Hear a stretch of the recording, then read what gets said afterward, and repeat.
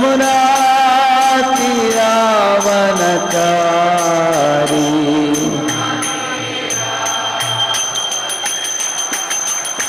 यमुना तीरावनचारी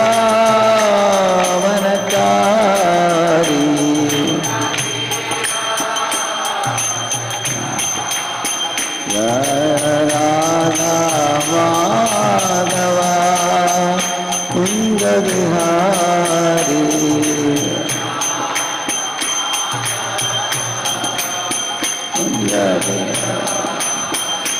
जय गोपी जन वल्लभा गिरिवरदारी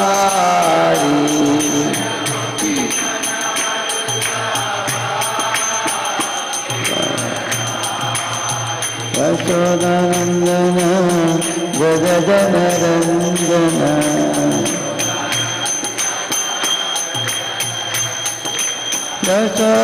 यशोदानंदन जग जनरंजन Yamuna तीरावनचारी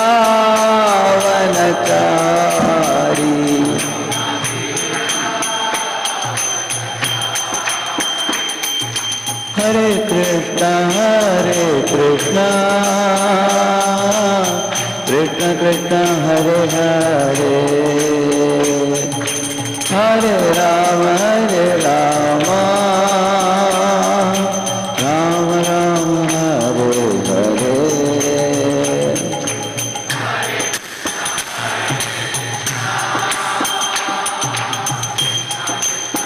Hare Hare Hare Ram Ram Hare Hare Hare Krishna Krishna Krishna Hare Hare Hare Ram Ram Ram Hare Hare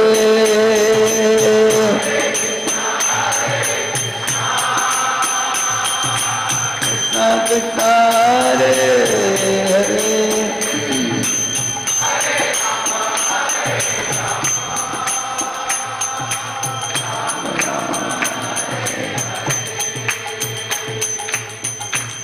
Krishna Krishna Krishna Hare Hare Hare Ram Ram Ram Hare Hare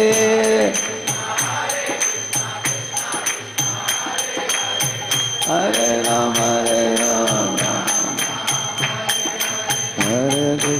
Hare Krishna Krishna Krishna Hare Hare Hare Ram Ram Ram Hare Hare Hare Krishna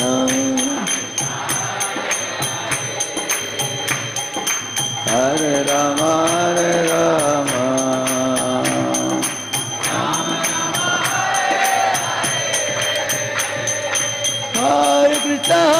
Krishna Krishna Krishna Hare Hare Hare Ram Ram Ram Hare Hare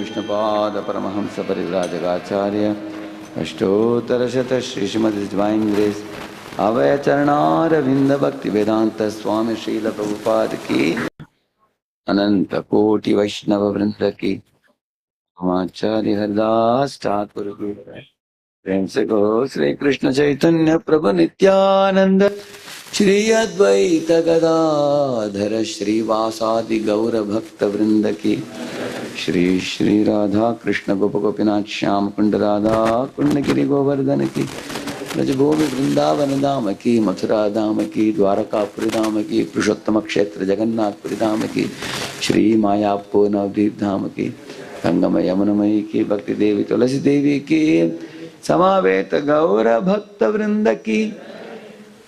All glories to assembled devotees, all glories to assembled devotees, all glories to assembled devotees, all glories, all glories, all glories to Shri Guru and Shri Gauranga. 2.7 point.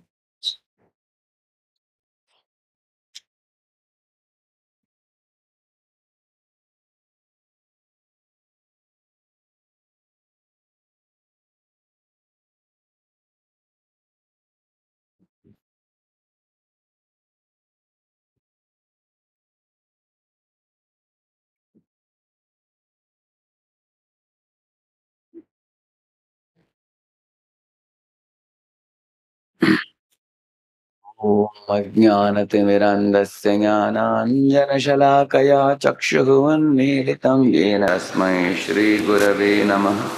श्रीचैतन्यमनोभीष्टं स्थापितं येन भूतले स्वयं रूपः कदा मह्यं ददाति स्वपदान्तिकं।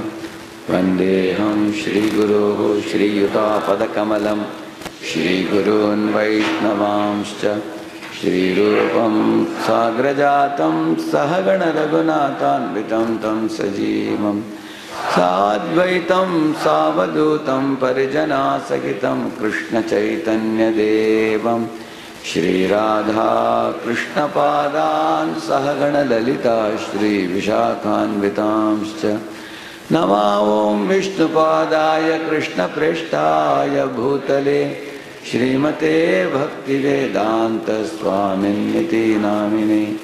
नमस्ते सारस्वते देवे गौरवाणी प्रचारिणे निर्विशेषा शून्यवादी पाश्चात्यदेशतारिणे। वाञ्छाकल्पतरुभ्यश्च कृपा सिन्धुभ्य एव च पतितानां पावनेभ्यो वैष्णवेभ्यो नमो नमः।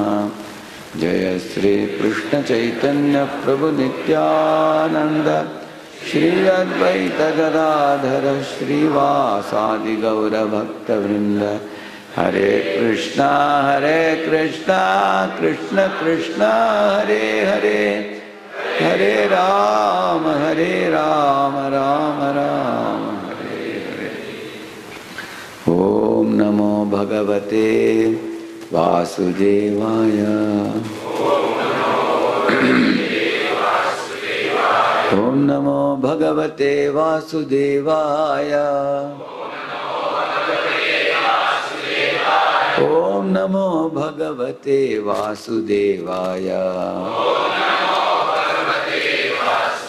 नारायणं नमस्कृत्य नरं चैव नरोत्तमं देवीं सरस्वतीं व्यासं ततो जयमुदीरये।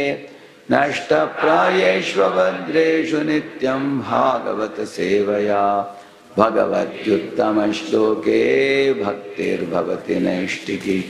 कृष्णाय वासुदेवाय देवकी नंदनाय च नंदगोपकुमाराय गोविन्दाय नमो नमः। You all can see the verse. 2.7.16. श्रुत्वा हरिस्तमरणार्तिनमप्रमेयश्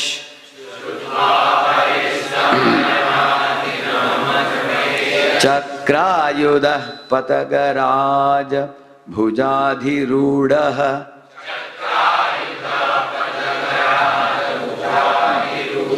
चक्रेण नक्रवदनं विनिपाट्य तस्मात् हस्ते प्रगृह्य भगवान् कृपयोज्जहार।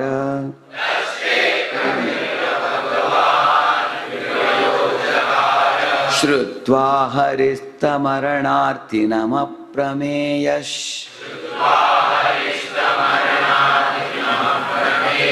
Chakrayuda patagaraja bhujadhirudaha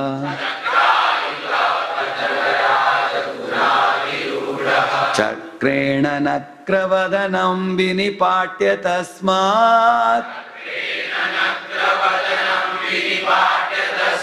Haste pragruhya bhagavan kripayojahara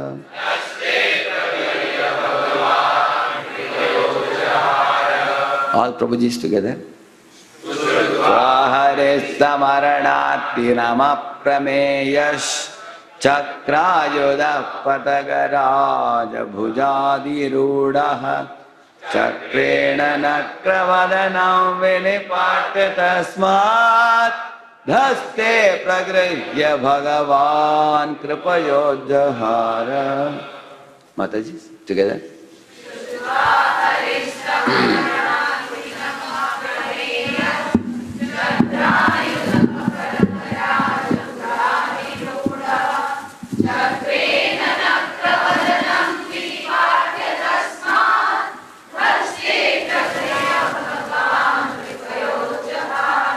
Shrutva, by hearing.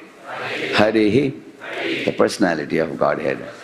Tam, him. Arana artinam, one who is in need of help. Aprameyaha, the unlimitedly powerful Lord. Chakra, wheel. Ayudaha, equipped with his weapon. Patagaraja, the king of the birds. Garuda. Bhuja adhirudaha, being seated on the wings of. Chakrena, by the wheel. Nakravadanam, the mouth of the crocodile. Vinipatya, cutting in two. Tasmat, from the mouth of the crocodile. Haste, in the hands. Pragrihya, taking hold of the trunk. Bhagavan, the personality of Godhead. Kripaya, out of costless mercy. Ujjahara, delivered him. Translation and purport by His Divine Grace, A.C. Bhaktivedanta Swami Srila Prabhupada ki. The personality of Godhead, after hearing the elephant's plea, felt that the elephant needed his immediate help, for he was in great distress. Thus, at once, the Lord appeared there on the wings of the king of birds, Garuda, fully equipped with his weapon, the wheel, chakra. With the wheel, he cut to pieces the mouth of the crocodile to save the elephant. And he delivered the elephant by lifting him by his trunk. Purport. The Lord resides in his Vaikuntha planet. No one can estimate how far away this planet is situated. It is said, however, that anyone trying to reach that planet by airships or by mineships, traveling for millions of years, will find it still unknown. Modern scientists have invented airships which are material, and the yogis make a still finer material attempt to travel by mineships. The yogis can reach any distant place very quickly with the help of mineships. But neither the airship nor the mindship has access to the kingdom of God in the Vaikuntha Loka, situated far beyond the material sky. Since this is the situation, how was it possible for the prayers of the elephant to be heard from such an unlimitedly distant place, and how could the Lord at once appear on the spot? These things cannot be calculated by human imagination. All this was possible by the unlimited power of the Lord.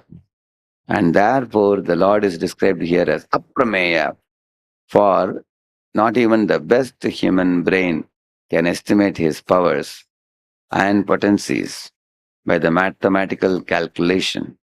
The Lord can hear from such a distant place. He can eat from there, and he can appear simultaneously in all places at a moment's notice. Such is the omnipotency of the Lord. So Lord can be very far away, he can at once appear. And Lord may be uh, far away, but although he is not right, he may not be right here, he can still eat from there. And then he can simultaneously appear everywhere and anywhere, the moment's notice. So these are all the omnipotencies of the Lord. So we welcome all of you for this morning Srimad Bhagavatam class here today at BCEC.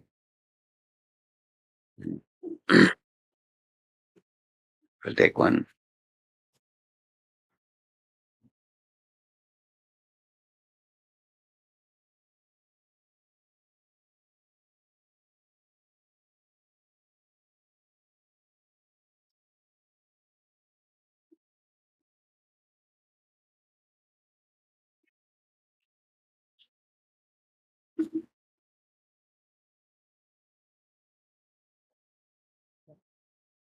I recite this verse also. Ekantino yasya kanchanartham vanchanti ye vai bhagavat prapannaha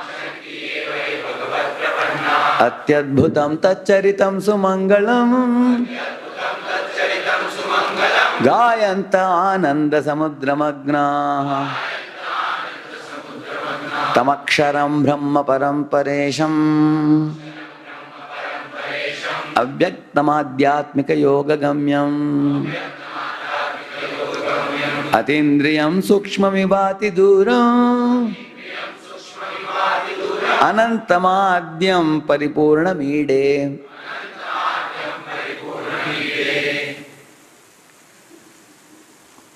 The Srimad Bhagavatam gives in great detail about the nature of the Supreme Lord Krishna.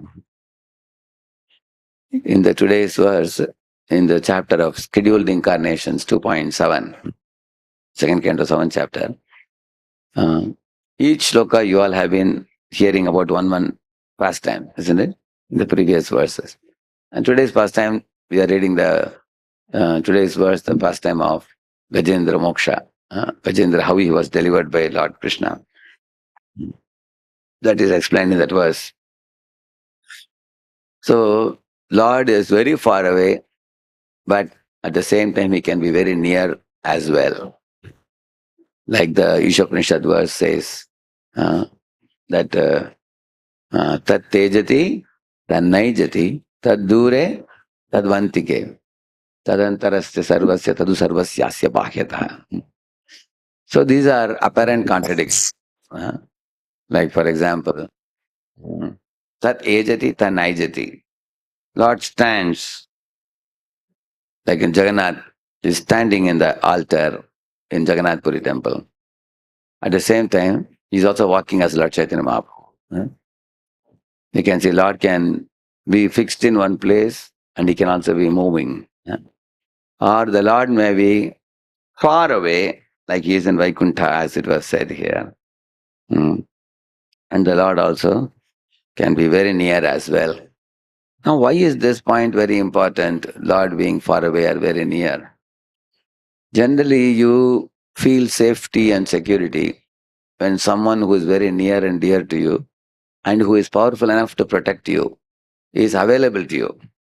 Not that anybody is next to you, you are confident. That person should be sufficiently powerful to shelter you, protect you, and save you from dangers. And that person is right next to you. Just like imagine you are sick, you are lying in the bed, you have fever. Somebody dear to you is coming and giving a glass of hot water and the medicine. And after giving the medicine, you drink the water and take the medicine, you lie down. They have not gone away, they are just sitting next to you. And there is nothing serious to do now, important to do. And they may not even talk to you also, but they are just, after 5-10 minutes, you open the eyes and see still the person is present. After half an hour, you see still the person is around. So you develop confidence that I am safe, I am cared for. Correct, no? One devotee was telling, somebody comes to the health room, gave a tablet and the water, and this fellow drank it in the bed itself, he drank it, kept it, and they opened the eyes, that fellow was missing. He vanished. You know, he vanished as if he, like magic. He said, because that person was having so many other important things to do. He vanished. So you feel a kind of lack of empathy or lack of sympathy on the part of the other devotee. Because at least he could have asked me, Prabhuji, you are taking tablet, how are you feeling? Are you nice? How do you feel? You want something else? Even if you asked and went, he may feel little more cared for, correct now? So just being right next to you is a kind of, I am available for you. I have no other work that is important for me. You are the most important person for me. That gives you that type of feeling. And and also, for example, a mother tightly embraces the child, like you see Yashoda Krishna, you've seen, correct now? Yashoda embracing baby Krishna like that. Or a husband and wife, the embrace gives a feeling of nearness. The nearness, what is so special about that nearness? Nearness means there is no gap between you and me. You are very important for me. So, in this type of nearness, tad dure tad mantike. Lord may apparently be far away. Sometimes it appears that the space is so big, even in this material world, the planets are far, far away. And when we think about that, oh, Lord must be very far away. You can see this.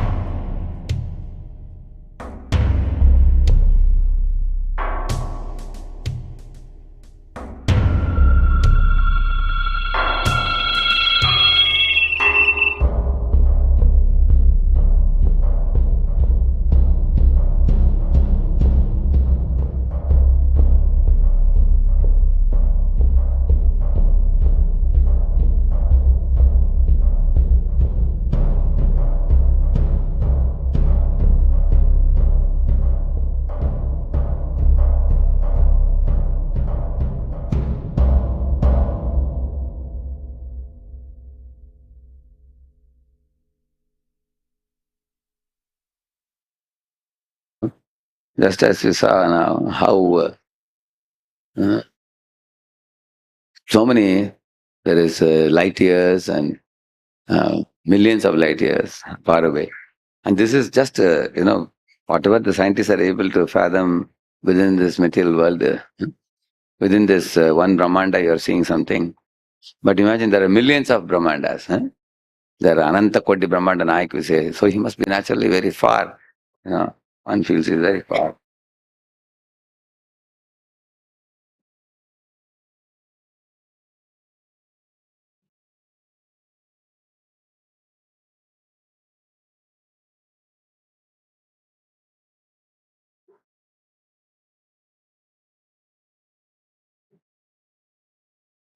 So what was explained in this verse was this.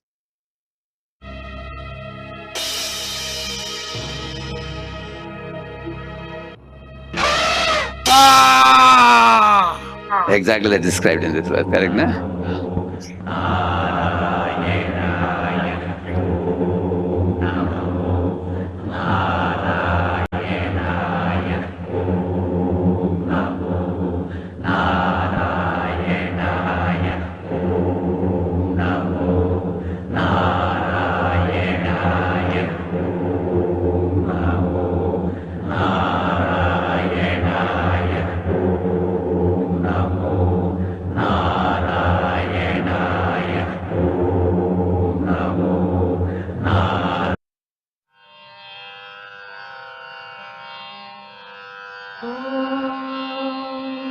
Kausalya Supraja रामपूर्वा सन्ध्या प्रवर्तते उत्तिष्ठ नरशार्दूल कर्तव्यं दैवमान्धिकम् कौसल्या सुप्रजा रामपूर्वा सन्ध्या प्रवर्तते.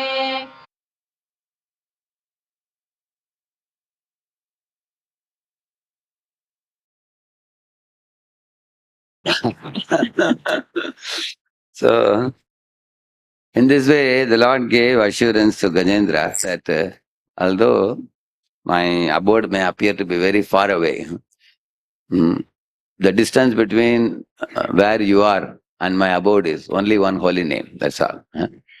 But the holy name which is desperately called, that holy name can bring me instantly. Yatra gayanti mad bhakta, tatra tishtami narada. God says, wherever my devotees are calling my name. So, in this world, the distance between you and somebody in America, one mobile call, one WhatsApp call or one, ISD call. That one call can connect two people in this world. Similarly, the devotee can be connected to the Lord by the spiritual mobile of the holy name. So the Lord is approachable. That Lord has proved, not just once, several times. Ajamila called Narayana, and immediately, although Lord didn't personally come, he sent his messengers to protect Ajamila from the constables of superintendent of death, Yamaraj. So instantly the Yamapash was packed with the sword of the Vishnudutas. And he was given a second chance to practice devotion service, despite being so fallen. Yeah. Similarly, the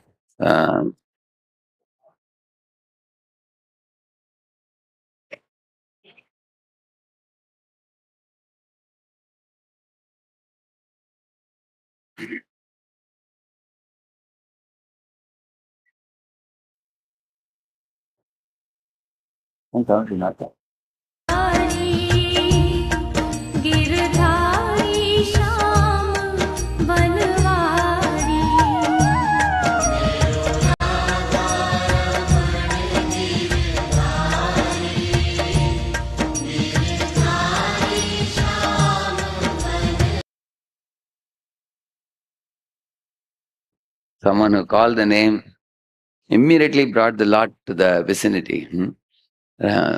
Lord gives assurance. So not only the Lord comes when you call him, even before you call him, he's right next to you as super soul. Correct, no? That is another very important thing. When Prahlad was speaking to his friends, he says, Yadesha sarva bhutanam priya atmeshwara suhrid yata hi purushasya vishnu padopasarpanam. Yadesha sarva bhutanam priya atmeshwara suhrid. My dear friends, we should definitely take to the devotional service to the lotus feet of our very dear Lord Vishnu, he said.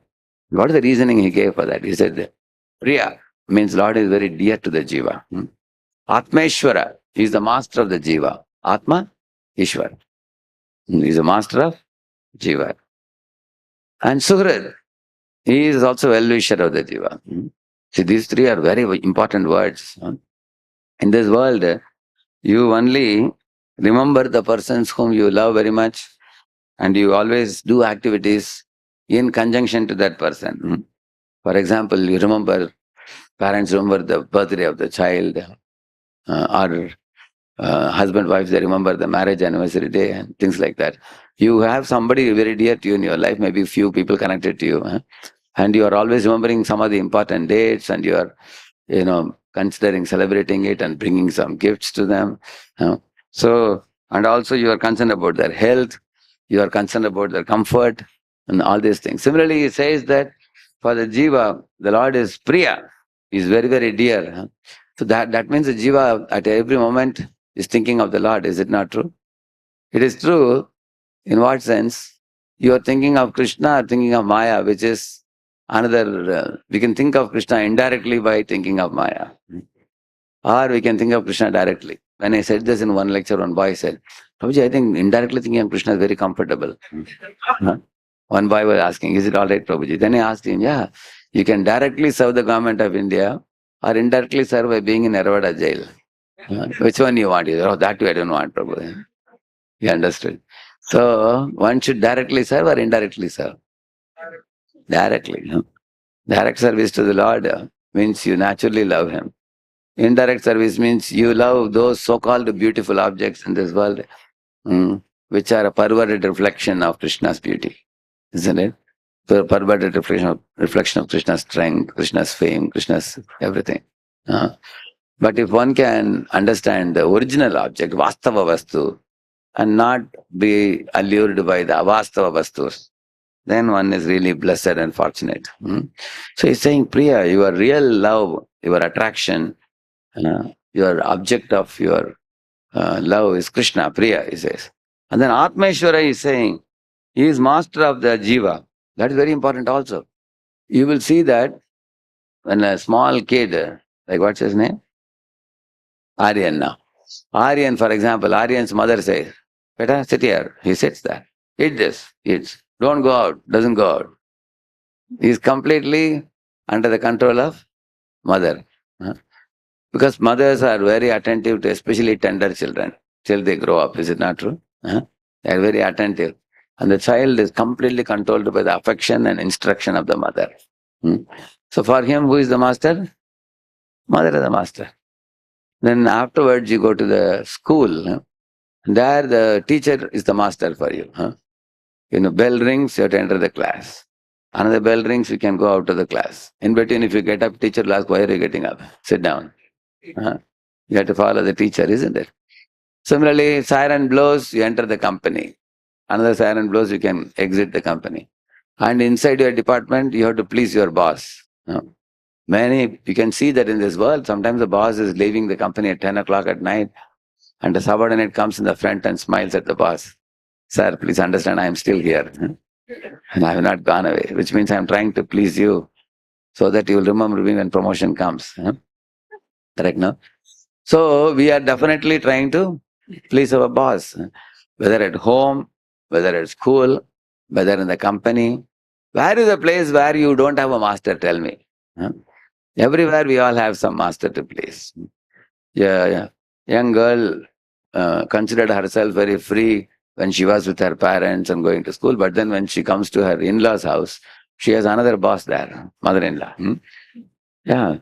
And besides husband, there is also mother-in-law, father-in-law, there are senior superiors with whom her relationship has to be proper. She has to make an effort to please them. Then the home is a happy home. Otherwise, you will only have a board, a home sweet home.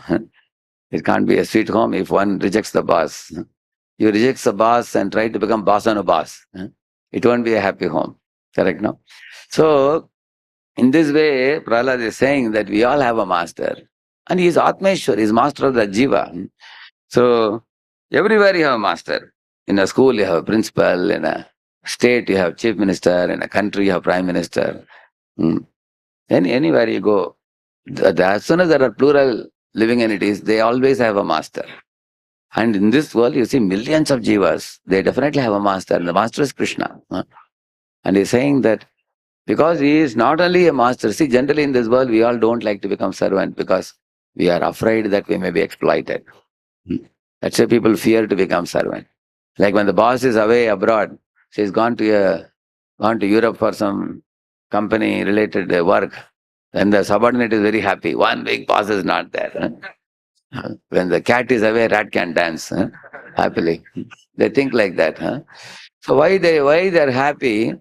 Because they think the boss is sitting in the company in his cabin. He will time to time call me. He is sitting on my shoulder. He controls me. He demands me. He exploits me. He makes me overwork. So do more work than normal. And these people, they squeeze you like you wrench a cloth. Like that, people have an idea. So they have some kind of aversion for any kind of having a master over us in this world. Children also feel, what is this? Mother and father, they don't let me go out and play the way I want to play. They feel there is a control. So sometimes we are not happy with the control. Therefore, we want a kind of freedom. But Krishna is not that type of master. Krishna is a lovable master. He is driving the chariot of his own devotee, Arjuna. He becomes bound by the ropes of Yashoda. So one should consider what type of master Krishna is. Whenever he performs a great act, like, he killed Vali, he put Sugriva on the throne. He killed Ravana, he put Vibhishan on the throne. Lord never says, I will sit on the throne because I have conquered this fellow. So all of you just, be at my feet. So Narasimha, although he sat on the throne, that is the reason why he sat on the throne. Acharyas have given commentary that Jai Vijay are servants of the Lord, and they want to put Lord on the throne. And because the throne was Hiranyakashipu's throne, when he sat there, Jai Vijay naturally became very happy, just to sanctify the throne, because he had purified it. Hiranyakashipu, now it is sanctified now by the Lord sitting. And then Lord put who there? Prahlad. He asked Brahma to coronate Prahlad. So Lord doesn't want to, although he is Sarvaloka Maheshwaram, master of all the worlds, he is the master of all the worlds. Demigods may forget his supremacy, but whether they remember him or not, he is the master. In the Kena Upanishad, there is one episode. The Supreme Lord comes as he assumed the form of a yaksha and suddenly appeared on the scene after one war was over between Devatas and Asuras. Asuras were driven away. Devatas were all very happy.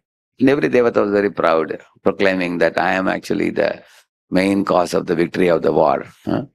So, I'll just show you.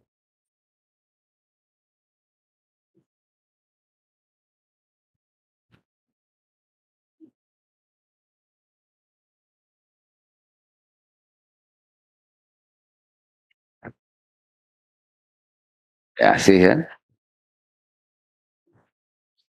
Vishnu knew the pride of the Devatas, and by his inconceivable power, he appeared before them in an astonishing form. Devatas could not understand who that worshipable entity was. They couldn't understand. Tegnim abruvan jata veda edat vijanihi kim edat yakshamiti tatheti. So, and all the Devatas told Agni, see, Agni and Vayu are very special demigods because they got direct audience of the Lord. Oh, Agni, who is that worshipable person in front of us? Go and investigate who he is. Like that the Devatas told them. Agni said, let it be. Tateti. And then he's going now. Tad abhyadravat tam abhyavadat kositi koasi iti agnirva aham asmi agnirva aham. He says that when he went near that personality, Yaksha asked him, Koasi, hey, who are you? He asked. He said, Agnirvaham. He said, I am Agni. He said, Agnirvaham asmi. iti abravi jata veda va aham asmi iti. So now Agni is answering, I am called Agni and known as Jata Veda. And then he will ask him what you can do. He will ask him now. Tasmim svayi kim viryam iti apidam. Kim viryam, what is your power? Tell me. In this world, everybody has power. Like they say, net worth of a person, correct? No? How much value a person has, how much money you have, how much influence you have, how much political influence, social influence, how much money you have. Kim viryam, he asked him. Sarvam daheyam yadidam prithivyaam iti. He said, anything on the earth you put in front of me, I can burn it into ashes immediately. Like that he said. Tasmai tranam nidadahav etad daheti. He said, oh really? Here is the blade of grass, please. Tranam, take this tranam and daheti, you burn it. He said, tat upapreyaya sarvajavena tana shashaka dagdhum sa tat eva nivavrite. Na etat ashakam vijñātum. He says that I could not burn that grass put in front of me. Yadedat yakshamiti. And that, and he says I could not understand who that yaksha was. I couldn't grasp his power. Who is that personality? Although I approached the grass with great speed, even with the best of my strength, I could not burn it, he's saying. This is Agni is saying. And then Agni left the yaksha and hanging his head down, he ran away from there. Atavayam abruvan vayav etat vijanihi kimetat yaksham iti tateti. Now the devatas now approached Vayu and told him, oh Vayu, go and see who that worshipable person is. Vayu said, okay, so be it, I'll go now. Tad abhyadravatam abhyavadat ko asi iti. So as soon as he approached that personality asked him, who was he? Who are you? He asked Vayu. Vayurva aham asmi. And my name is Vayu, he said.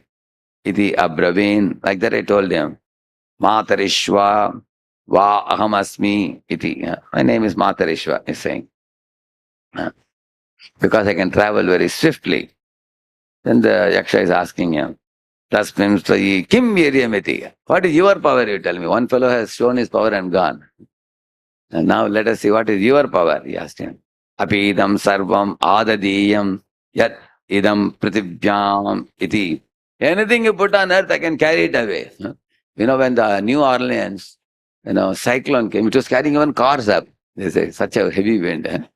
What to speak of other less weight things. Things were just flying, everything. Big, big buildings were knocked down at that time. So wind is extremely powerful. Recently there was a cyclone in the Bay of Bengal, correct? No? You know that? So at that time there was a lot of talk. So one leader was asking, why always these cyclones are named after female names? Why can't you give them some male names? If they're so powerful, why don't you give male names? The reasoning is because they are all assistants of Durga Mata. So Durga's right hand, left hand. Just like Durga comes from the Jadabharata story with multiple associates. All of them are males or females? All are females. Similarly, Katrina, Rita. Only names may be very sweet, but they'll come and blow. Isn't it? So the Vayu is saying, I can carry away anything on this earth you put. Abhidam sarvam madadiyam jadidam prithivyaam. Like that he is saying. Very proudly he said that. Tasmai tranam nidadav etat adat svetitat upapreyaya. So Lord Vishnu placed the blade of grass in front of Vayu and said, okay, pick up this piece of grass. He only told him to pick up.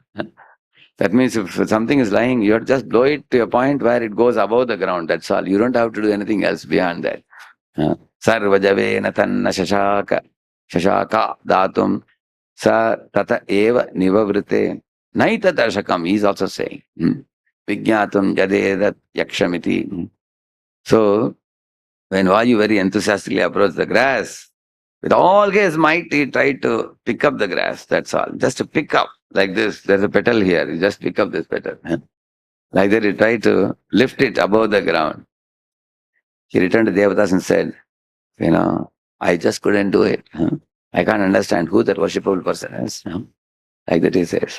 And then, Ata Indram Abruvan Bhagavan Etat Vijanehi Kim Etat Yakshamiti. At the time, Indra arrived there and asked, hey, who is that personality? Tadeti Tad Abhyadravan Tasmat Tirodadhe. He's asking, when the devatas are approaching Indra and telling him, because they approached first whom? Agni, then Vayu. Now they are approaching Indra. Because he's the leader of the devatas, no? So they are asking him, these guys are not able to figure out who that personality is. The personality is asking Agni to burn a piece of grass. He's not able to. He's not able to lift a piece of grass, Vayu. Now, sir, you can find out. Indra said, so be it. Okay, I'll go and find out, figure out. But at that time, he approached Yaksha, but Yaksha disappeared from that place. In one moment, he vanished from that place. At that time, Indra saw, Sa tasmin eva akashe triyam ajagama. He found a woman in the sky. Who is that? That is Durga. Bakushopamanam umam haimavatim tam hovacha kim edat yakshamiti. So that was lustrous Uma, the daughter of Himalaya. Haimavati, it is mentioned there. Hema or Himavati. So she was established in the sky by Yaksha and then the Yaksha vanished. Why? Because if somebody has any doubts about me, let them inquire from her. So he posted one personality and he vanished. And then Indra went to her and asked, who is that worshipable person who was defeating Agni and Vayu? Who is that? Asking like that. See? Now it goes here, the qualities of the Supreme Lord are explained further. I was telling, this Yaksha is Brahman, the war between Devatas and Asuras. He gave you victory, but you became proud thinking it's our victory. By these words of Uma, Indra could understand that the Yaksha was Brahman. He's saying. Therefore, these Devatas are considered superior to others. Who? Agni, Vayu and Indra. Why? Because they understood the Supreme Lord. They first understood who that personality was by hearing from her. Yeah.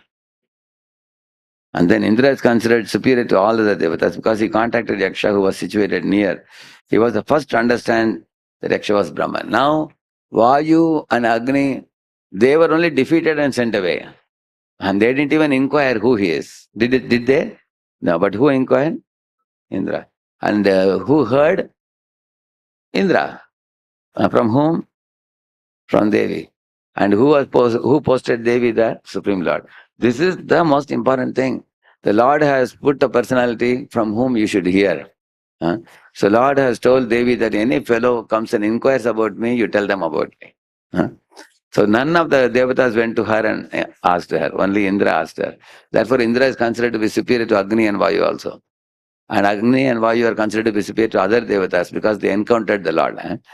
So they encountered the Lord, but Indra encountered Lord's devotee, who is the Lord's Maya potency. And then he asked her questions about the Lord, which is a very glorious thing to do. We have to ask questions. If we don't ask questions, Athado Brahma, Jnasa, then only one can get the answer. He asked question and then he got answer and then he told the devatas. So in this way, the Kena Upanishad is about asking questions about him. The more you ask questions about his personality and his qualities, his nature, his behavior, then all the beautiful truths will come out one by one. So, Kena Upanishad should be studied in conjunction with Shveta Upanishad because you study this Kena Upanishad, immediately study Shveta Upanishad. That's why he's known as Bhanu Maharaj, when he published these books, he published together Kena, Shveta. Why? Because in the Kena Upanishad, you understand that that personality is very great. He is called as Brahman. But then you study Shveta Upanishad, the clear difference between Jiva and Supreme Lord is brought out.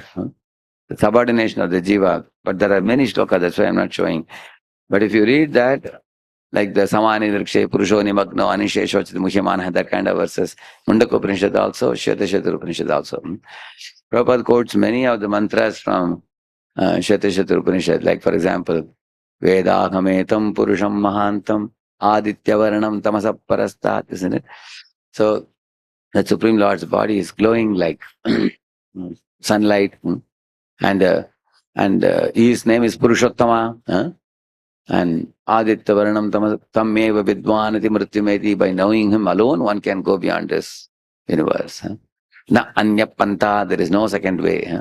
Vidyate Ayanaya Tam Ishwaranam Paramam Maheshwaram. Amongst all the devatas, he is the Supreme Master. Tam Devatanam Paramam Cha Devatam. Patim Patinam, leader of all leaders, master of all masters.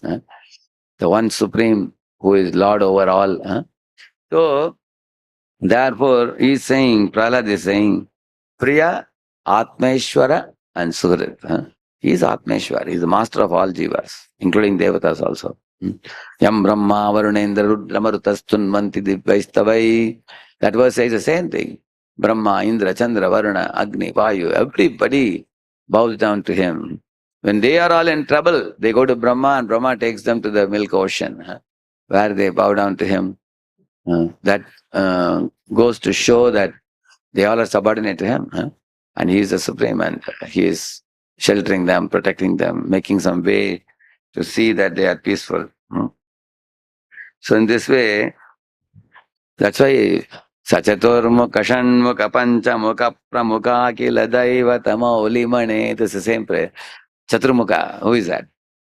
Brahma. Shanmukha, Kartikeya. Panchamukha, Shiva. So they all are approaching Lord in the milk ocean, and they are worshipping him. So he's a master of all. And Surat, he's a well-wisher of all.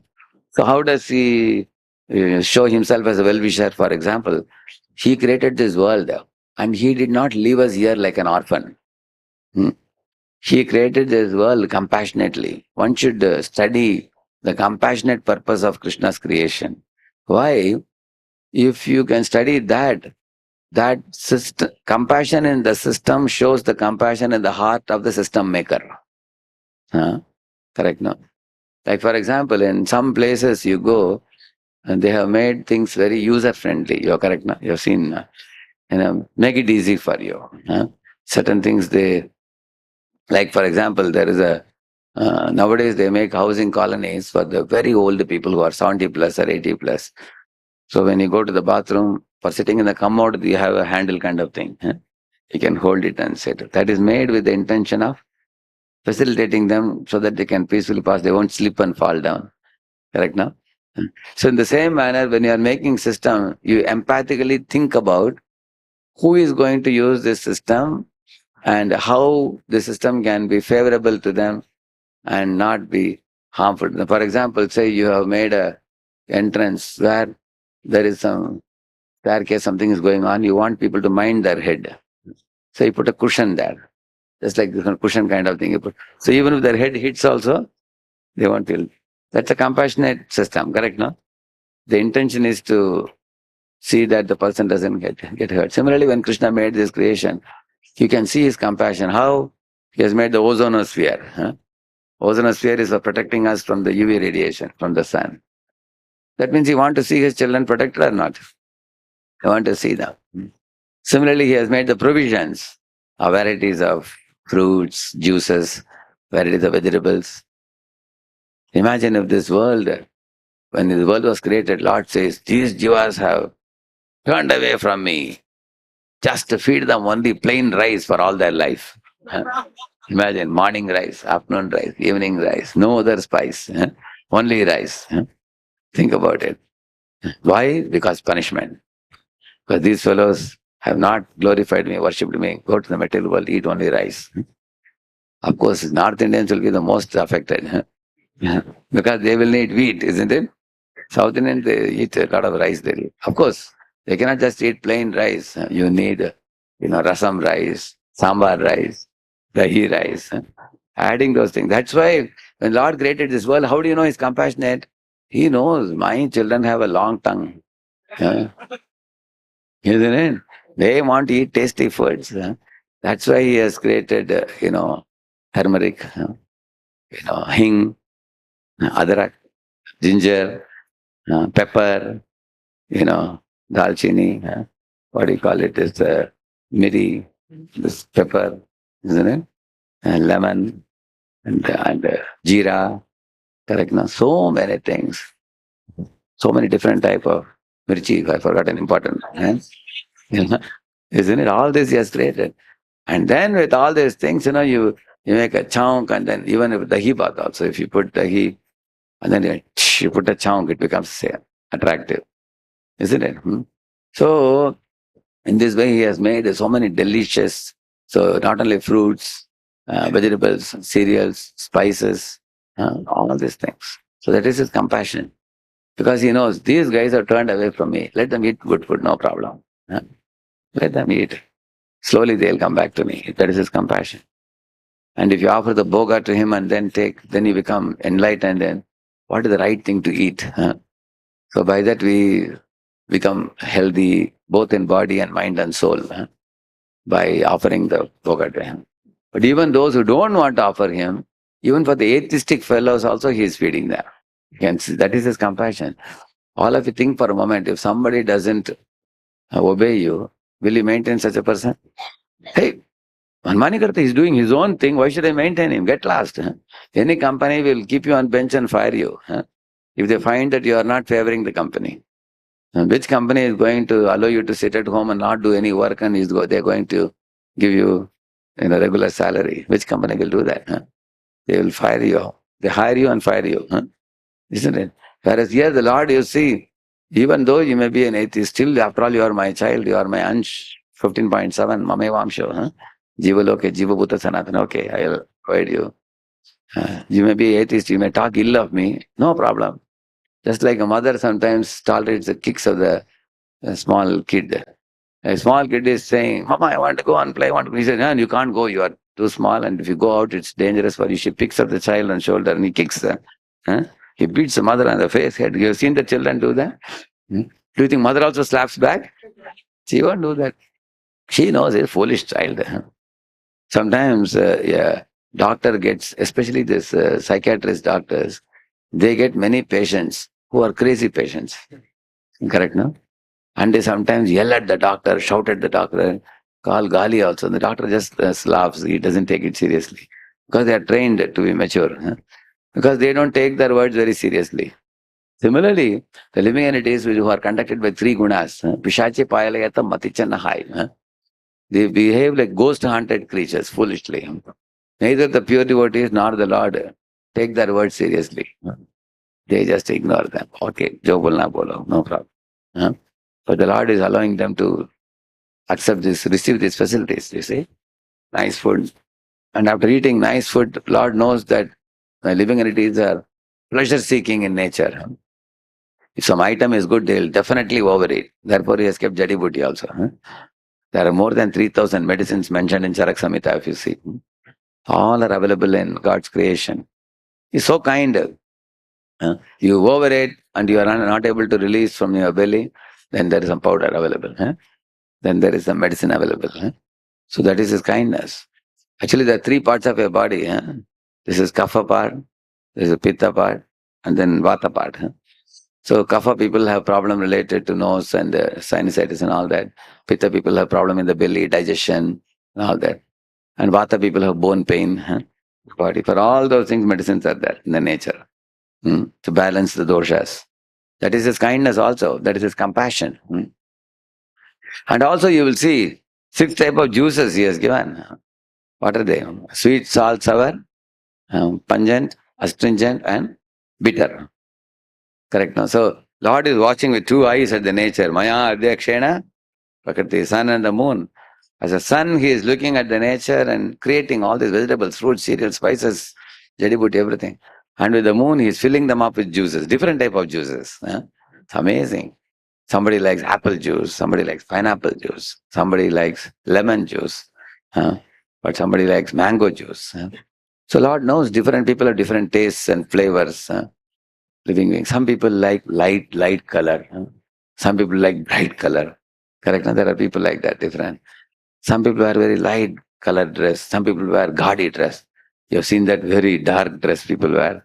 So Lord knows my living beings have different tastes. So different type of juices, different type of vegetables. People have favorite. Somebody likes aloo, somebody likes bangan. Everybody. So that is this is compassion.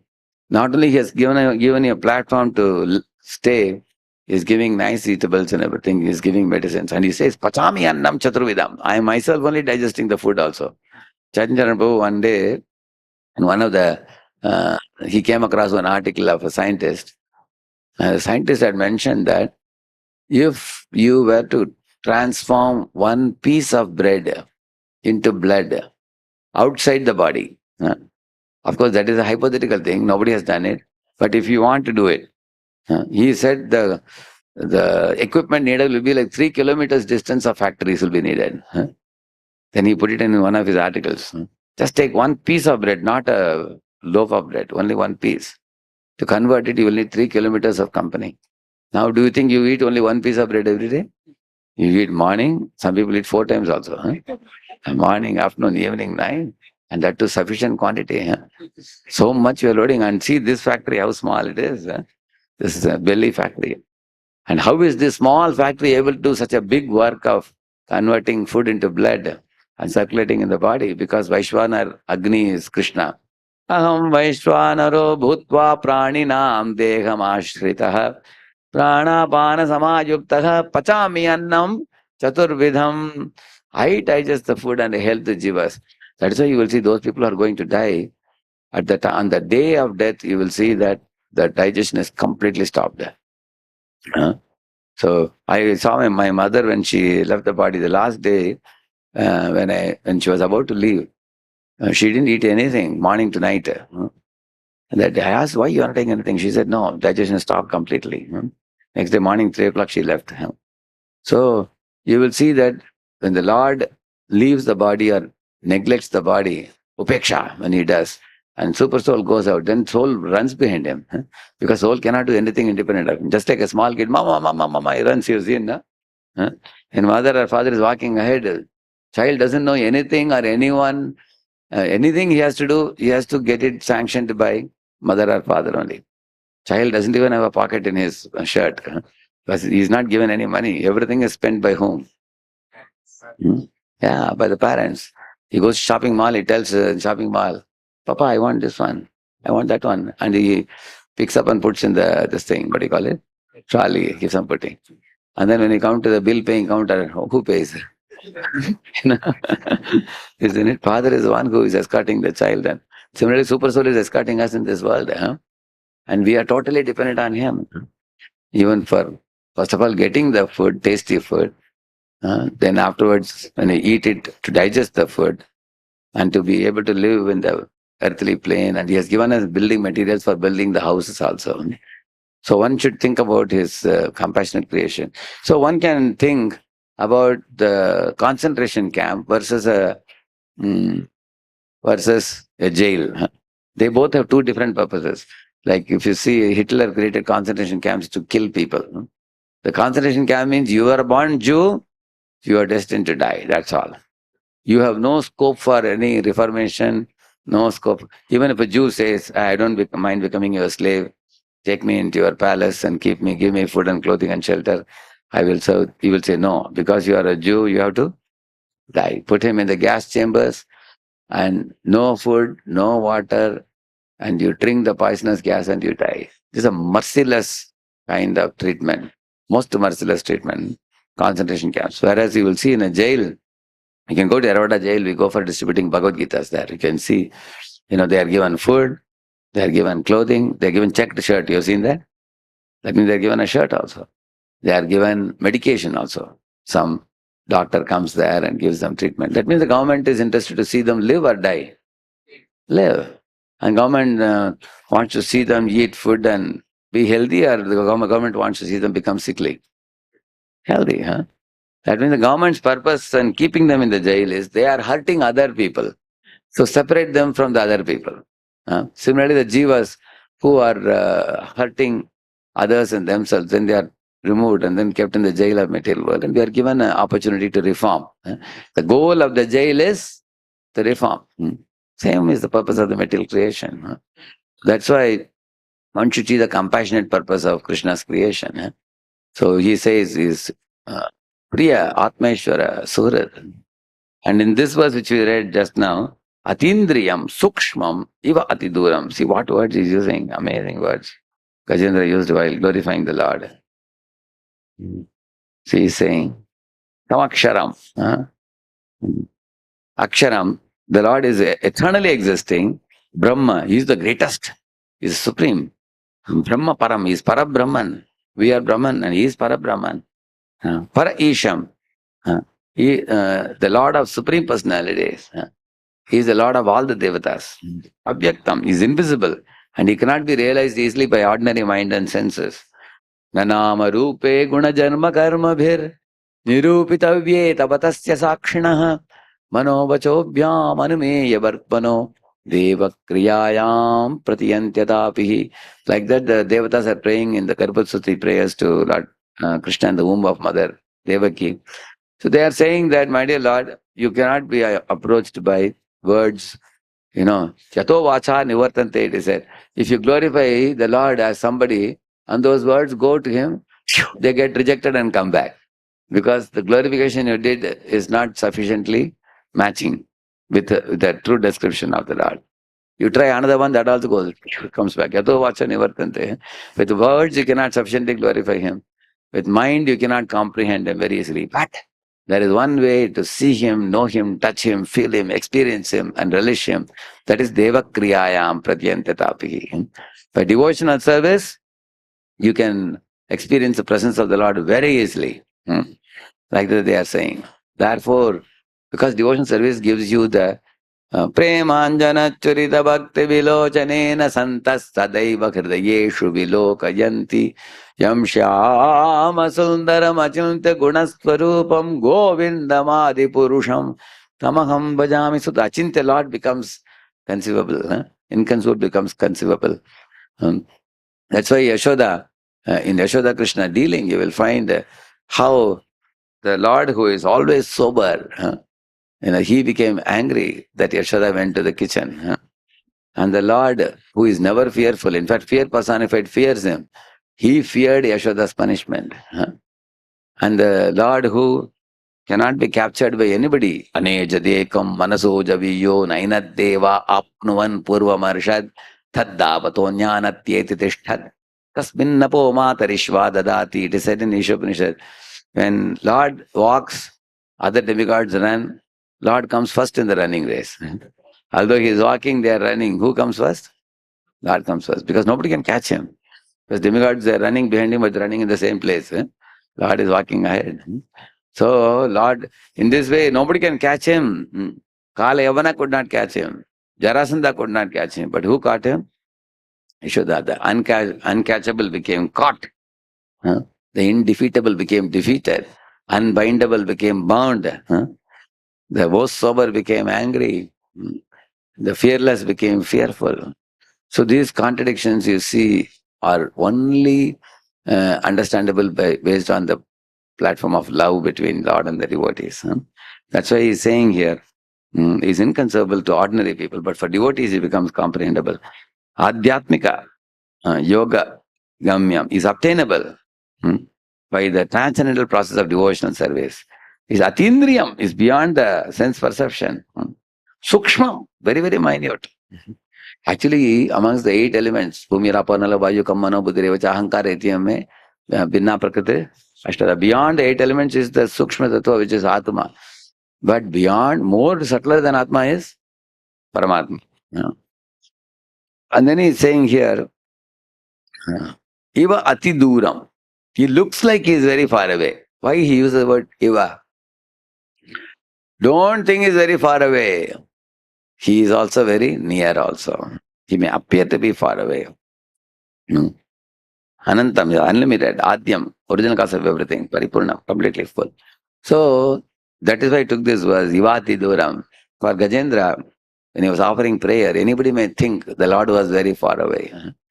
But he is not very far away. One who has the right attitude can at once experience his presence. So, and not only that, the Lord can change his mind also. Just like Mukunda, Lord Chaitanya told that I will only give my mercy to Mukunda after 10 million births, he said. But then when devotees went and told Mukunda, he started dancing, saying, I will see, I will see, I will see. Lord did not reject me. Lord is going to accept me after 10 million births. When they came and told what happened with Mukunda, when Vaishnavas told Lord Chaitanya, Chaitanya said, call Mukunda immediately, I'll give him mercy right away now. He said, why? Because of his attitude. So the right attitude captures the heart of the Lord. Similar thing happened with one milk drinking brahmachari also. Although he was a milk drinking brahmachari, very austere fellow, Lord Chaitanya chastised him, saying that, do you think simply by drinking milk you can get my audience and darshan, everything? He was scolded and he told Srivas that send him out, and the brahmachari practically ran away. He ran outside the door. But then he was gratefully remembering in his heart that at least for a few moments I got the darshan of Lord Chaitanya's dance along with all devotees. I don't deserve it. I am not a Vaishnava. I am like a black sheep amongst the white sheep. I have no qualification. As soon as he thought like that, humbly, next moment, Lord Chaitanya told Shiva, call him here. Then he was allowed entry into his dance and he became one of his associates. So this is our great hope. Sometimes devotees ask, Prabhu, is everything written in destiny? When I will go back to Godhead? I asked him, why are you asking? Prabhu, if it is after 100 lifetimes, I can do some Sangha education now. Why to worry now? I said, you fool. Don't think this is destined. Lord, even if you will go after a million lives, Lord can make you go right now and here, provided you give up this wrong attitude of sense gratification. So, yeah, like, Lord Vishnu told Narada that this Brahman will take million lives, whereas cobbler will come to me in this very life only. So when Narada went and told them about that elephant put in the eye hole of a needle, the cobbler actually glorified the Lord and said, Lord can do anything and everything, kartam akartam sarvata kartam. He said, Lord is putting such a big banyan tree in the seed, small seed. Why can't he put elephant in a needle hole? That was his logic. He was such a wonderful devotee, that cobbler was. Whereas Brahman did not trust in Narada. He thought Narada never went to Vaikuntha. How can it be true that I will not go back in this life? So that means the Brahmana maintained his wrong attitude. Imagine if Brahmana also cried tears and said, oh, Lord told me that I will take million lives. What is the use of my yajnas? What's the use of 10,000 disciples? What's the use of my scholarship? Sramayeva hi kevalam. Oh, Narada, now accept me as your disciple. You train me instead of waiting for million lives. I will give up my pride of this Brahmanatva and I will become your disciple. What do you think Lord will do? Lord will say, Narada, bring him with you. He will say. So this is that is why Lord is far away, but he can be very near to us. It is ultimately up to us. Whether you want him far away. You know what Kaikeyi Mata did? She sent Ram far away. You see. And what did Vibhishan do? He brought himself close to the Lord. So Vibhishan may be born in a demoniac clan, but he brought himself close to Lord and took his shelter completely. Whereas Kaikeyi had the opportunity to have Ram like her own son. Actually, Kaikeyi was very fond of Ram. Kaushalya was very fond of Bharat before all this Pattabhishek event and everything. They were very fond of each other's sons, children. They were like own mother, they would treat them. But then, when she became misled by mantra, she sent Lord far away. So in our life also, what is the meaning of sending Lord far away? We gradually reduce our devotional service. We do namesake chanting. We hardly do proper reading and assimilation. We hardly show up in the association of devotees. On one hand, we weaken our devotional service, and on the other hand, we become preoccupied and enthusiastic in materialistic life of sense gratification. That means we are sending Lord far away. We are telling Lord, bye bye, Tata. We'll see later, not now. Another lifetime. We are sending. But if you want to bring Lord close to our heart and inspire, be inspired to keep him next to ourselves, then we have to show our seriousness, seriousness in devotional service and sincerity, how staunchly we practice devotional service and how sincere, serious, strict and eager we are. We have to show the Lord that I have nobody besides you. You are my only shelter. And I am ready to go an extra mile to serve you. I'm ready to go take an extra pinch to serve you. You are my be all and end all. So then Lord is very near for us. He is there, he's saying, Dadami buddhi yogam tam yena mamapayantite. I will give you the sadbuddhi by which you can come back to me. Srila Prabhupada ki, Srimad Bhagavatam ki, Gaur Bhaktavinda ki, Hari. Anybody has any questions? You can take questions. Sri Bandi.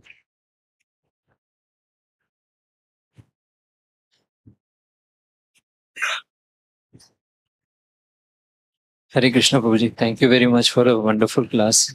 Prabhuji, you said we have to spend time in reading, chanting properly, and just not chant for the sake of chanting, and read and assimilate while you are reading. Yeah. So, Prabhuji, in our busy schedule of work as well as doing devotional service, when we do something more, some corners are cut.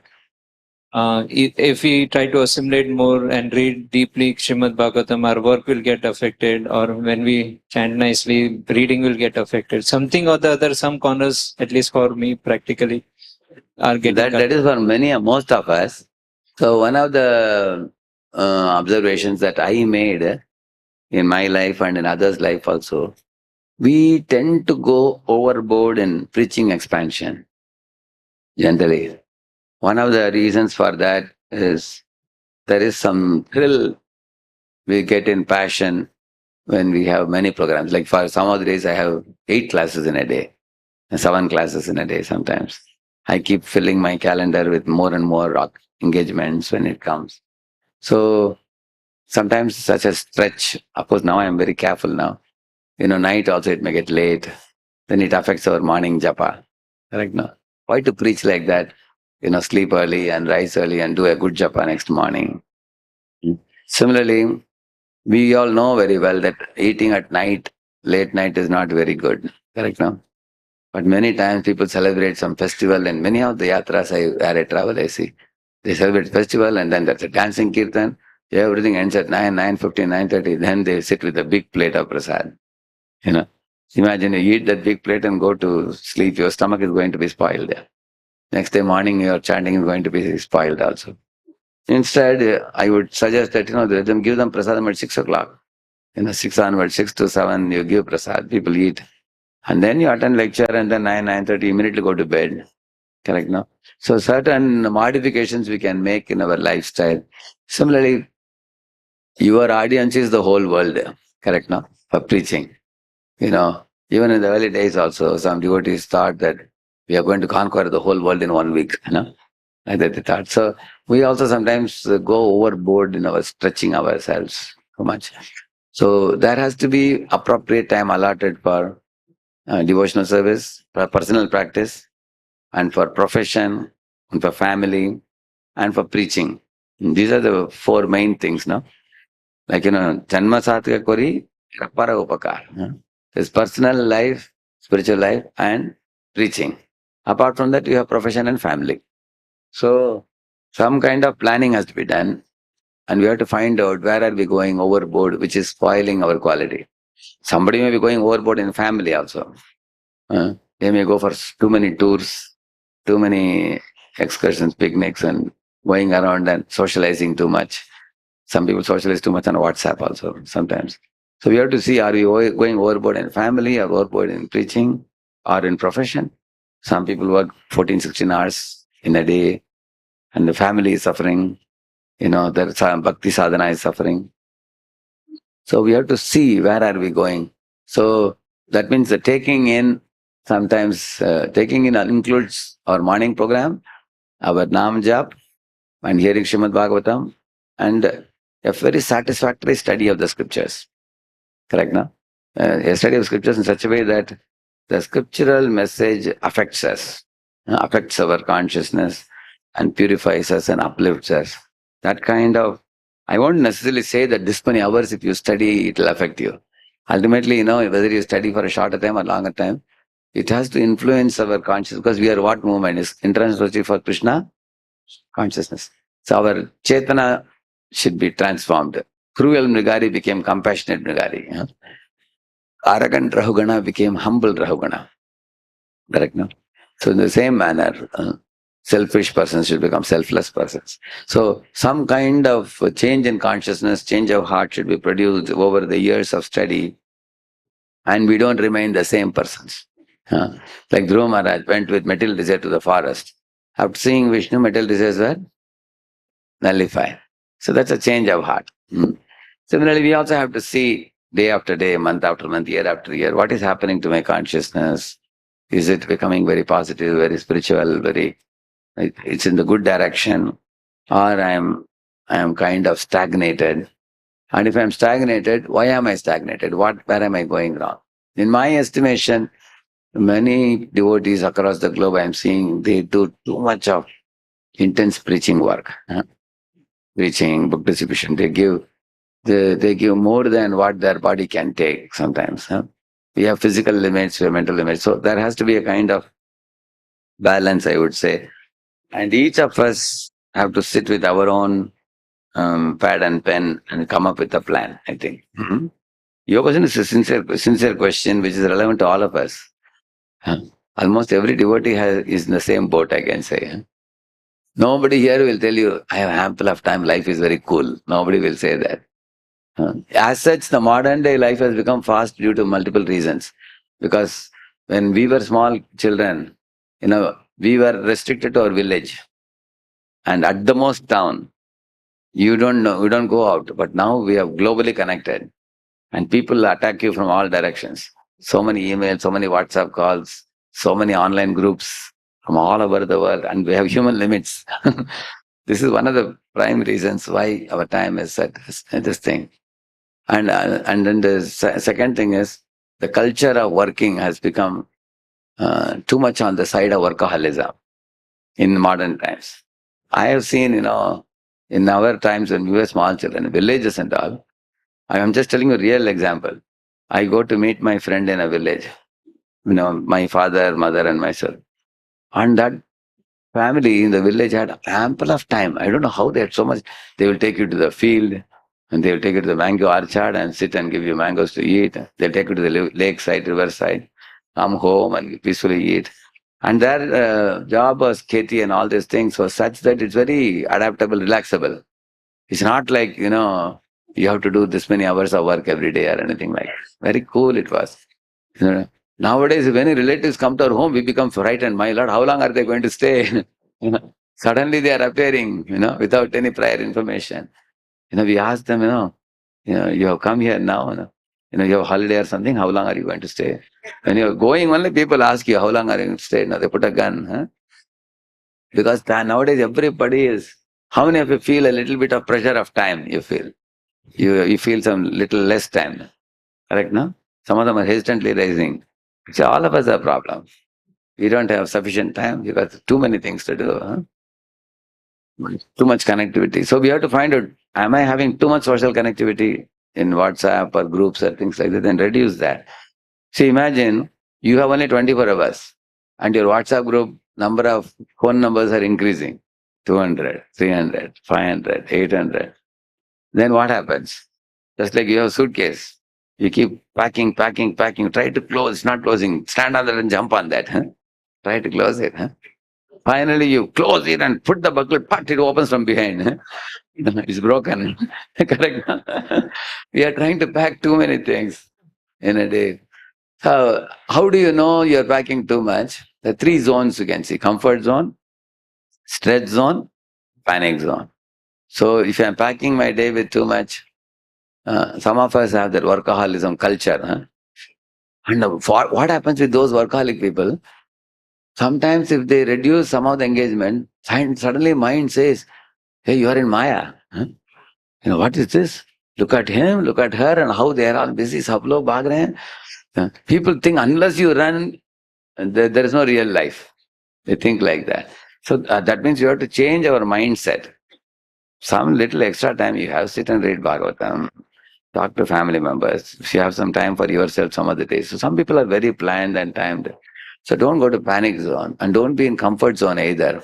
Stretch zone means, actually in comfort zone, life is boring. In panic zone, life is nightmare. But in stretch zone, the life gives you a sense of thrill, challenge, flow we call it.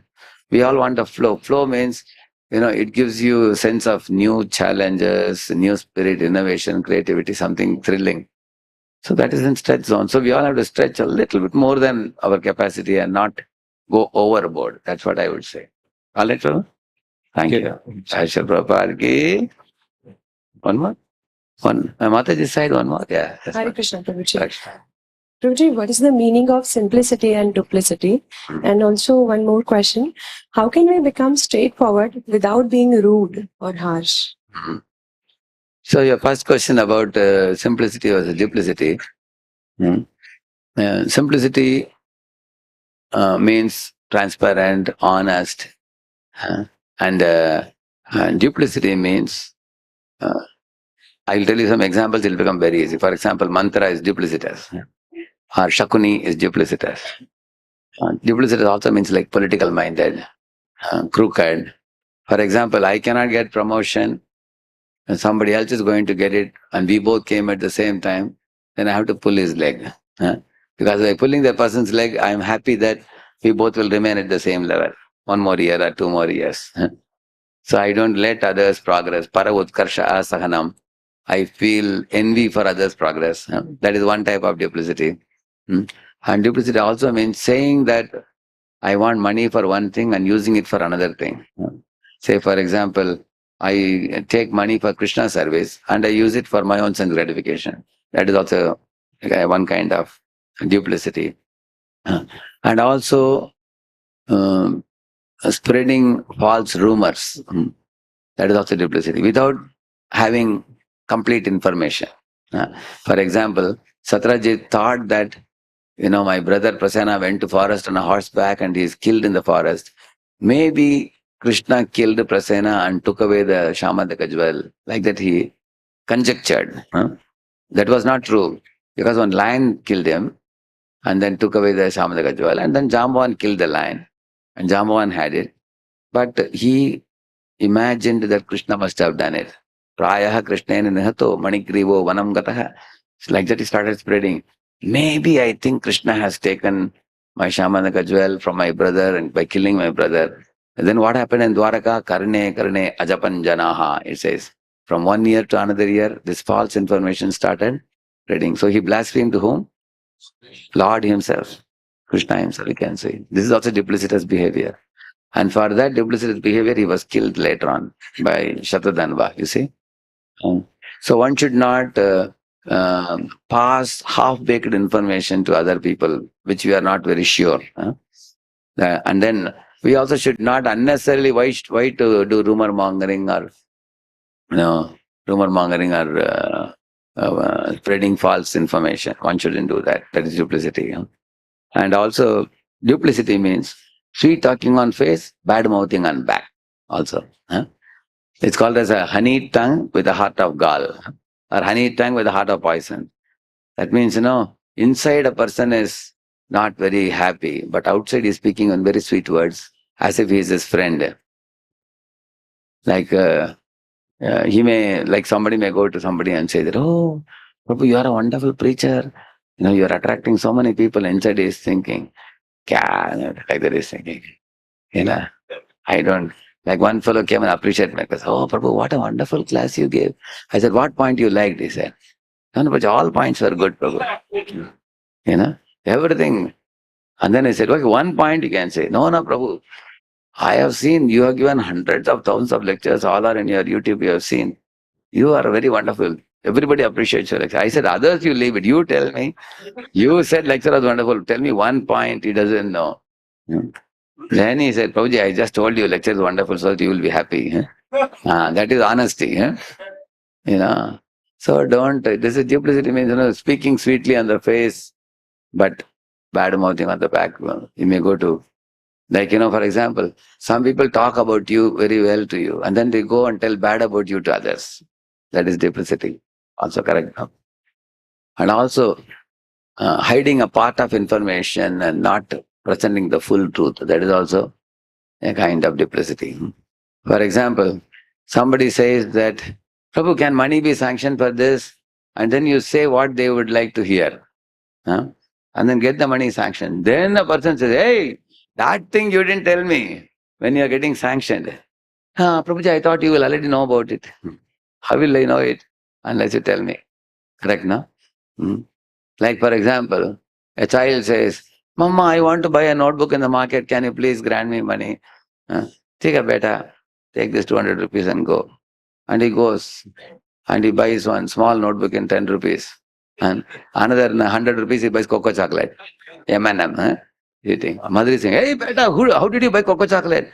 Mama, I told you, no, I took for the notebook, only 10 rupees was spent. So then another one I am eating this. So that is duplicity, correct, no? So in this way, duplicity may take different shapes. And simplicity means straightforward behavior, honest behavior, transparent behavior. If you want to know an example, you can read ninth canto, Nabaga story. Yeah? Nabaga was such a simple-hearted and straightforward person. I repeatedly admire his character because he was a brahmachari for a long time. Some brahmacharis actually leave the ashram after 20, 30 years also sometimes. He was in his guru's ashram for a long time. Then when he came home, his brothers told him, hey, we have already divided the land and property and house and everything. You are coming so late. Nevertheless, we have kept one share for you, they said. And what is the share? They said, our father is a share for you. Take our father and be happy. And he was such an innocent person. He went to father and said, Papa, my brothers have given me the best share. Father asked, what is the share? They have given you only to me. Father said, they are making fool out of you. I am an old man, keeping me with you. I am a liability for you. I am not an asset for you, better. Anyway, your brothers are cunning. They are, like you said about duplicity, they are duplicitous. But don't worry, since they have given me to you, I will do some good for you. You are after all my lovable son. So take this mantra I am giving you. 6th day from today, the Angirasa Yajna is going on, Brahmanas are doing, and they don't know the Purnahuti mantra. They will be stumbling when the last part of the Yajna comes, because without Purnahuti, Yajna is considered incomplete. So you go and supply this one line to them, and they will give you gold and silver from the Yajna. This thing, he said. So he went and waited there 6 days. 6th day when the Purnahuti came, all Brahmanas are asking one another, what is the last line, what is the last line? Nobody knew that. So he supplied them. They were so grateful to him. Then the Ahuti got over and the Brahmanas got their dakshina and everything. They were pushing off. And the Brahmans told him, see, in the Yajna sacrifice area, all the gold and silver which is available here, it's all for you. You can collect them and take them. So he put a cloth and collected them. Huge quantity of gold and silver was there. He was about to pack it and take it. At that time, a black personality arrived there. And then when he came close, he saw it was Shiva. Shiva said, my dear boy, my dear man, don't you know? In any place yajna is conducted, after the yajna is over, whatever remnants are left behind, that it belongs to whom? That belongs to Shiva. It's a standard actually. You ask any Brahman, they will tell you. The left behind Uchishta, nobody should touch it, it is for Shiva. He said. So he said that, Shiva said that. And then this fellow said, oh really? Sorry, I was not aware. Can I have one word with my father and come? Because my father told me to collect it and bring. Shiva said, I'll wait, go and come. So he went to the father, offered obeisances and told her, Papa, Shiva has come, he's saying like this. Father said, yes, it belongs to Shiva only, he said. And then he went back and offered namaskar to Shiva and said, please take it. My father has confirmed the truth, that it belongs to you only. And Shiva smiled, he said, what kind of person you are? Huh? Imagine if any other person was there in your place. If father first told you collect it, after 6 days, now he is saying it belongs to Shiva. Anybody would fight with their father. Papa, are you sane? I think you have become old now. Your nut has become loose. They will argue with the father, isn't it? But he didn't argue. He told the father, Father, if you have told me, that must be truth. He went and gave it to Shiva. Shiva said, I am going to give you all this wealth to you. It's yours. You take it. Plus, I will give you transcendental knowledge also. Because you have been a man of integrity. So thoroughly honest. And Of course, he accepted the wealth given by Shiva and took the transcendental, came home. And that Namaka is the father of Ambarish Maharaj. Can you imagine? Like father, like son. Such an amazing pastime it is. So here is an example of simplicity. Similarly, you read about Satyakama Jabala. His mother was in an extreme poverty-stricken state where she was about to die. She had no one else to support her, no mother, no father, no family, no brother, sister. So some men were ready to provide provisions for her, but then she had to give her body for their enjoyment. And then later on, when Satyakama Jabala went to Gurukula, teacher asked, who is the father? He said, I only live with my widowed mother, he said. Then he came home and asked mother, Guru is asking, who is the father? She said, what can I say? I had such a kind of life before. I don't know your father, she said. He exactly told the truth to Guru. This is what my mother said. Guru said, I don't need to know your father now. I know for sure you are a Brahmana. Brahmana means you will speak the truth. Brahmana never hesitates to speak the truth in a straightforward manner. He's very transparent. So, the second question you asked about how to be straightforward without being rude to others. So, when you are straightforward, we don't have to be very harsh in speech in the name of being straightforward. So, we can actually be straightforward at the same time, be empathic also. Like I may tell the truth. What are the limits that I am setting? Say, for example, you want to tell your child that exam is coming in next 3 days. The child has to study. And different mothers do it in different ways. There may be a mother, and the child says, I want to go to play. Pat! They'll give a beating. Sit and study now. Like that, there are people like that. That is one extreme. And then there are mothers who will say, no, you cannot go now. You have to study, that's all. You have to study. They will only raise the tone, they will not raise the hand. Like that. Then there are parents who will tell the beta, what is this? In 3 days, exam is going to come. And if you're going to play now, what do you think? Will you be able to get good marks? Better sit down and study better. Oh, no. They will say, no.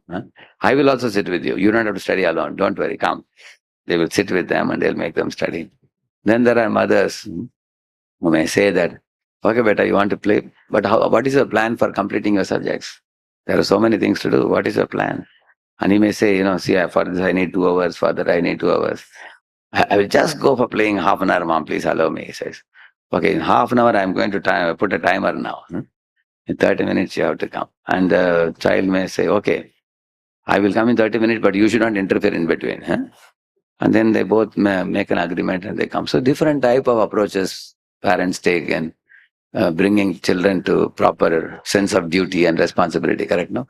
So how you say what you say can make your straightforward speech palatable or unpalatable. So my spiritual master told when I've been in president in Pune, sometimes somebody commits a mistake, I would take approach of Rudra Tanda. And then do all that, and finally you hand over the punishment to the person. That this is there are 3 types of punishments we say, reprimand or suspend or remove. 3 types of punishment we give. Reprimand for very small mistakes. And suspend means suspend them from service for 6 months or 1 year if it is a little more serious mistake. And grave mistakes, breaking serious regulatory principles, then you remove. Like that you do. So my spiritual master said, you can administer the punishment without doing the Rudra Tandav. There is no need for that. You can calmly and you can give sometimes a very severe punishment if you have to give them without you losing your own cool. Why? You are an authority. You are supposed to take that action. You can call them and tell them, see, these are wonderful things you did, but these are the blunders you did. And here is the policy which I have made in discussion with our TMC and everybody. Please take this policy, Prabhu, and I pray that, your future of Krishna consciousness will be good. You have to go through this phase of punishment. Then our doors are open for you. Temple is open. You can always come. You can take part in other programs. At the same time, in this period of time, 5 years or whatever period of time, you can't take any leadership or anything like that. But that's a very strict policy it is. If you find that you are not following this rule, then we will have to make announcements to all the mass of the congregation about you, which we don't want to do. We have already given to you. You stick to this. This is a plan meted out for your welfare, and we didn't do it individually. I didn't do it. We did it as a committee. After praying to Prabhupada and Guru Parampara, we have given you this punishment. Like that, we can say, and that way the person will take it in the right spirit also. So we have to. We can be straightforward, but we can be empathic too. But for that, you have to prepare your mind in advance. Because suddenly on the spur of the moment, we don't know how to behave like that. Our innate means swabhava comes out. So therefore, in case my swabhava is to blurt out hastily, then I can better delay. Nowadays, what I do generally, if some case comes to me, I don't handle it immediately. I just sit and think, I jot down some points. What would be the best approach to deal with the situation? Should I take this A direction, B direction, C direction, which would be ultimately good for the individual and for the community and for myself, all of us. And what would be the repercussions in future? I think well before I spring into action. All right? Thank you.